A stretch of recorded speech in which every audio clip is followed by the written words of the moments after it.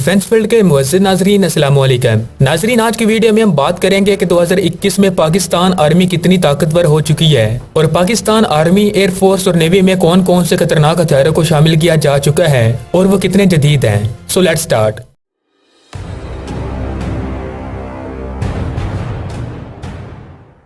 दोस्तों, पाकिस्तान मुस्लिम दुनिया का वाहिद मुल्क है जिसे हर गैर मुस्लिम मुल्क तबाह करना चाहता है, जैसा कि अमेरिका, इसराइल और इंडिया वगैरह। जिसकी सबसे बड़ी वजह यह है कि पाकिस्तान एक न्यूक्लियर पावर कंट्री है और पाकिस्तान इंडिया, अमेरिका और इसराइल के मुसलमानों पर ढाए जाने वाले जुल्म और सितम के खिलाफ बोलता है। और अब तक पाकिस्तान ने दुश्मन मालिक को कई बार तगने का नाच भी नचाया है, मगर वक्त गुजरने के साथ साथ पाकिस्तान के तमाम दुश्मन मालिक अपनी फौजी ताकत को पहले से कई गुना बढ़ा रहे हैं और अपनी मिलिट्रीज में बहुत से नए हथियारों को भी शामिल कर रहे हैं, जिसकी वजह से पाकिस्तान को भी ताकत के तवाज़ुन को बरकरार रखने के लिए अपनी आर्मी में नए हथियारों को शामिल करना पड़ता है।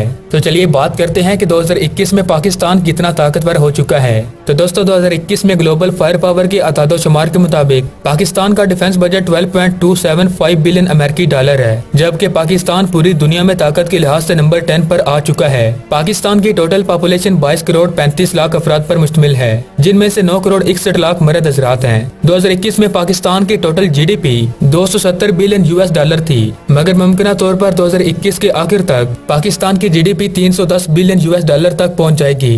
पाकिस्तान के टोटल फौजियों की तादाद 17,04,000 है, जिनमें से एक्टिव फौजियों की तादाद 6,54,000 और रिजर्व फौजियों की तादाद 5,50,000 है। पाकिस्तान आर्मी इस वक्त 2,680 जंगी टैंक्स इस्तेमाल कर रही है, जिनमें VT4, अल खालिद 1, अल खालिद 2, अल ज़रा टैंक, T-80UD, टाइप 85, टाइप 59 और टाइप 69 टैंक शामिल हैं। इसके अलावा पाकिस्तान आर्मी प्रोजेक्ट अज़म के तहत दुनिया का सबसे खतरनाक अलहदे टैंक भी तैयार कर रही है। पाकिस्तान आर्मी के पास आर्मर व्हीकल की तादाद 9,635 है, जिनमें Al Fahd, M113, BTR-70, OT-64 SKOT, Dragoon 2, M901 ITV, Maxx Pro, Casspir, Kirpi और कोजर जर्ब जैसी जदीद तरीन आर्मर व्हीकल शामिल हैं। पाकिस्तान आर्मी के पास सेल्फ प्रोपेल्ड विट्जर की तादाद 429 और टाउड विट्जर की तादाद 1,690 है, जिनमें M110, M109, M115, panther gun, M198 और M101 जैसे खतरनाक विट्जर शामिल हैं। इसके अलावा पाकिस्तान आर्मी A100, A300 और KRL 122 रॉकेट प्रोजेक्टर को 330 की तादाद में ऑपरेट कर रही है। इसके अलावा दोस्तों, पाकिस्तान ने मुमकिन तौर पर अपनी आर्मी में फतेह 1 मिसाइल को भी शामिल कर लिया है, जिसका पाकिस्तान ने 2021 के शुरू में ही तजर्बा किया था।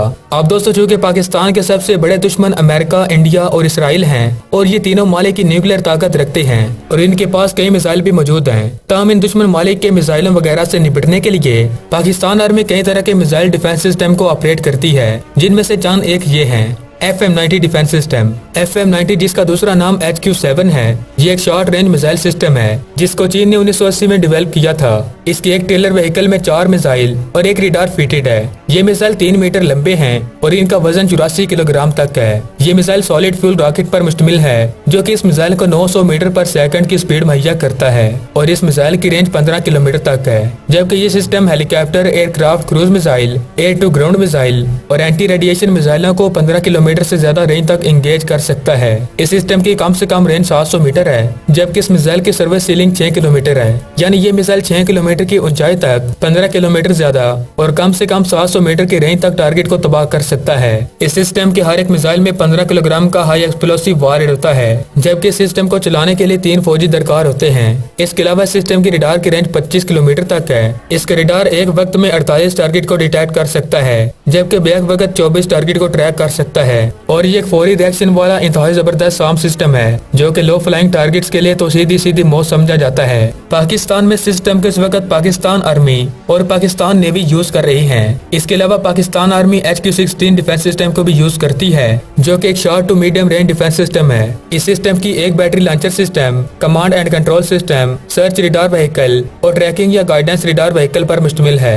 इस सिस्टम की एरियल टारगेट को हिट करने की रेंज 40 किलोमीटर से ज्यादा है और ये लो फ्लाइंग टारगेट को भी हिट कर सकता है, जिसकी कम से कम रेंज 400 मीटर है। इसके अलावा ये क्रूज मिसाइल को 3.5 किलोमीटर से लेकर 12 किलोमीटर तक आसानी से हिट कर सकता है। इसकी रडार की टारगेट को डिटेक्ट करने की रेंज 140 किलोमीटर तक है और ये सिस्टम एक साथ 144 से ज्यादा टारगेट्स को डिटेक्ट कर सकता है, जबकि ये सिस्टम एक वक्त में 44 टारगेट को ट्रैप कर सकता है। पाकिस्तान आर्मी के पास इस सिस्टम की 5 बैटरियां मौजूद हैं, जो कि 2018 से सर्विस में शामिल शामिल हैं। दोस्तों पाकिस्तान के पास कोई लॉन्ग रेंज डिफेंस सिस्टम तो नहीं है, मगर पाकिस्तान रशियन S-400 और चाइना के FD-2000 डिफेंस सिस्टम में दिलचस्पी ले रहा है और मुमकिन तौर पर इन्हीं दो डिफेंस सिस्टम में से कोई एक डिफेंस सिस्टम पाकिस्तान आने वाले वक्त में अपनी आर्मी में शामिल करेगा।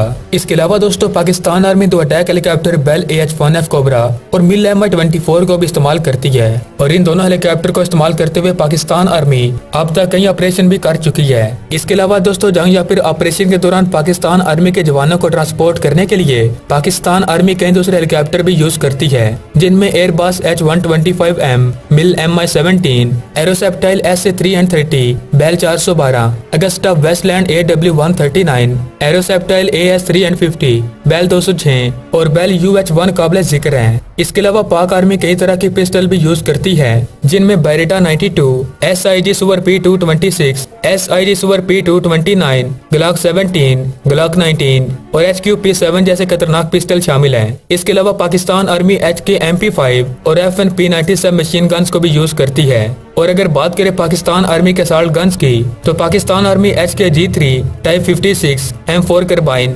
स्टेयर अर्क और SIG SG-550 असॉल्ट गन्स को भी यूज कर रही है, जबकि Pakistan army ASP DMR MK1, PSR-90, SSG-69, SVD, Arctic warfare, Barrett M82A1 और RPA range master sniper gun को भी यूज करती है। तो चलिए अब बात करते हैं पाकिस्तान फजाइया के बारे में। पाकिस्तान फजाइया इस वक्त 357 जंगी तारे, 90 अटैक एयरक्राफ्ट, 48 ट्रांसपोर्ट तारे, 510 trainer aircraft, 24 special mission aircraft, 4 tanker aircraft और 331 हेलीकॉप्टर को भी यूज कर रही है, जिनमें से 53 अटैक हेलीकॉप्टर भी शामिल हैं। दोस्तों वैसे तो पाकिस्तान फजाइया के सभी फाइटर तारे ही अपने दुश्मनों की धज्जियां उड़ाने में जरा बराबर भी कसर नहीं छोड़ते, मगर पाकिस्तान फजाइया के J-17 थंडर और मिराज 3 भारत के लिए वो भयानक ख्वाब हैं, जो हमेशा मोदी जी और इंडियन मिलिट्री के लिए दर्दसर बना रहता है, क्योंकि दोस्तों पाकिस्तान के ये तारे अपने साथ रात MK1 और रात MK2 मिसाइलों को भी कैरी कर सकते हैं। और मजे की बात यह है कि ये एक न्यूक्लियर मिसाइल है और ये मिसाइल सबसोनिक रफ्तार से प्रवास करते हैं। इसके अलावा रात मिसाइल स्टील्थ मिसाइल है, यानी इसे रडार पर देखा नहीं जा सकता।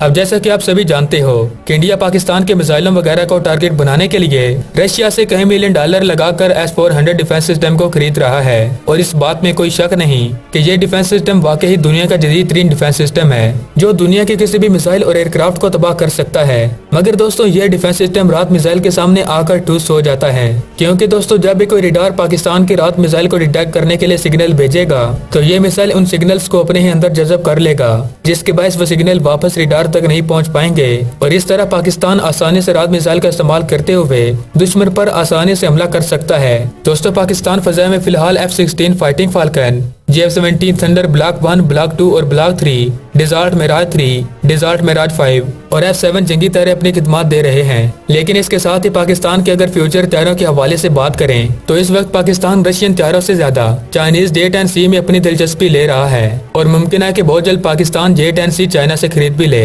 ताहम दोस्तों ये मेरा खुद का जाती मानना है, क्योंकि आजकल जो हालात चल रहे हैं, तो मुझे तो यही लगता है कि पाकिस्तान इमरजेंसी में चाइना से J-10C ही खरीदेगा। आप क्या सोचते हो? मुझे कमेंट बॉक्स में जरूर बताइएगा। तो चलिए अब बात करते हैं पाकिस्तान नेवी के बारे में। पाकिस्तान नेवी फिल वक्त 8 फ्रैगेट्स, 2 करवेट्स, 9 सबमरीन, 39 पेट्रोल वेसल और 3 माइन वारफेयर वगैरह को यूज कर रही है। ताहम इसके साथ साथ पाकिस्तान नेवी अपने प्रोजेक्ट हिंगूर पर भी काम कर रही है। इस प्रोजेक्ट में पाकिस्तान नेवी अपने लिए दुनिया की 8 सबसे खतरनाक तरीन स्टेल्थ सबमरीन को तैयार कर रही है। इसके अलावा तुर्की पाकिस्तान नेवी के लिए जदीद तरीन मिलगम वारशिप को भी तैयार कर रहा है। अब दोस्तों चूंकि किसी भी नेवी की रीढ़ की हड्डी इसकी सबमरीन को समझा जाता है, इसलिए चलिए बात करते हैं कि पाकिस्तान नेवी के पास कौन कौन से सबमरीन मौजूद हैं और इनमें से कौन से सबमरीन ज्यादा ताकतवर हैं। तो दोस्तों पाकिस्तान नेवी फिलहाल 2 क्लास की सबमरीन को यूज करती है, जिनमें से एक अगस्टा 90B क्लास है, जिसमें PNS खालिद, PNS साद और PNS हमजा सबमरीन आती हैं, जबकि दूसरी अगस्टा 70 क्लास है, जिसमें PNS अशमत और PNS सरमद सबमरीन शामिल हैं। ताहम दोस्तों पाकिस्तान नेवी की अगस्टा 90B क्लास की अब 2 से ज्यादा ताकतवर हैं, क्योंकि ये तीनों ही बाबर 3 मिसाइल को फायर कर सकती हैं